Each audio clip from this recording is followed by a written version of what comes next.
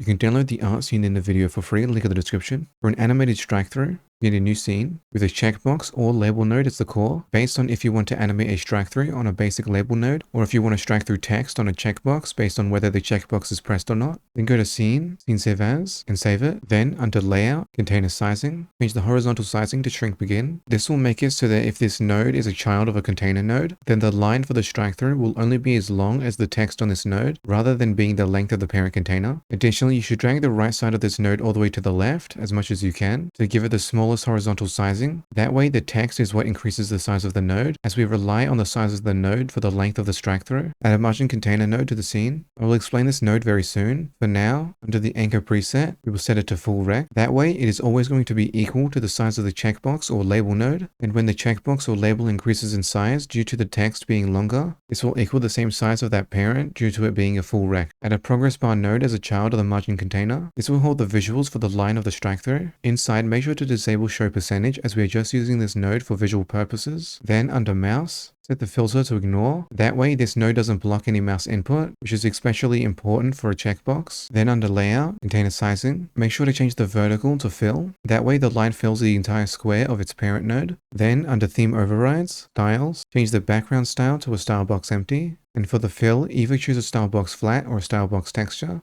This is the visuals for the strike-through, which for mine I will just make it a black line, although feel free to customize yours as you would like. Now if I change the value to something like 50, and I add some text to the checkbox or label node, you will see that the line created by the progress bar is too tall and covers the checkbox button. To fix this, we can use our margin container. Under theme overrides constants, we can set the margins to effectively change the thickness and horizontal position of the line, creating a better looking strike-through that is aligned perfectly with our text, which you may have to mess around with these margin values to ensure that the line is perfect for whatever font that you choose to use. Now I will set the progress bar's value back down to 0 and remove all the text from the checkbox or label, ensuring that the node has the smallest horizontal size as possible. Then I can add a script. Inside we will create a custom function called strike-through, which will have a built-in variable called apply with a default value of true. We create a default value so that we can just call this function without passing a value, as in most cases you are just going to want to strike through the text and not remove the strike, which by having this apply variable it'll allow us to choose between adding or removing the strike. Then we establish the variable strike tween, which will create and hold a tween, which is what we are going to use for the animation. A tween simply grabs a property on a node and moves it towards a value over a given amount of time, and we use that trans to change the transition of the tween to sine for a smoother animation. Then when we call the tween property function, grabbing our progress bar, its value property, the goal of either 100 or 0 based on if apply is true or false, with true being 100 and false being 0, and finally a total animation time of 0.25 seconds. This is all the code you need for animating the label node. However, if you are using a checkbox and you want the strike-through animation to occur whenever the node is pressed, then inside the built-in ready function, grab the built-in toggled signal and connect it to our strike-through function. Additionally, because the toggle signal carries the value of if the checkbox is pressed or not, the built-in variable will automatically be set to the button press value of the checkbox. Now to apply this in your game, simply drag and drop the scene into the scene that you want it to appear in. Additionally, because we set the container sizing earlier to shrink begin, the checkbox or label is only as long as the text, rather than being the size of the parent container. Additionally, in the case that you are using a label, then all you need to do to activate the strike-through animation is grab the label node and call the strike-through function, which you don't need to apply a value in the brackets as we have a default value of true, unless of course you want to remove the strike-through, which in that case you will need to supply a false in the brackets. Finally, in the case you want to connect a regular button node to the strike-through function without using code, one way is to enable the toggle mode property. Then under signals, right-click the toggle signal, press connect, select the label or checkbox, type the name of our strike-through function under the receiver method, then press connect. Alternatively, if you just want the button to add or remove the strike-through and not act as a toggle, then disable the toggle mode property, and under signals, right-click the press signal, select connect, select the label or checkbox node, and type the name of our strike-through function inside of the receiver method. This will activate the strike-through, as it will use our default value for the apply variable. However, in the case that you want this to remove the strike-through, enable advanced, make sure to select bool from the drop-down, then press add, and the value of this will determine the value of the apply variable, false removing the strike, and true applying it. Now you have an animated strike-through that you can add to any of your Godot games, and don't forget that you can check out the project files link in the description.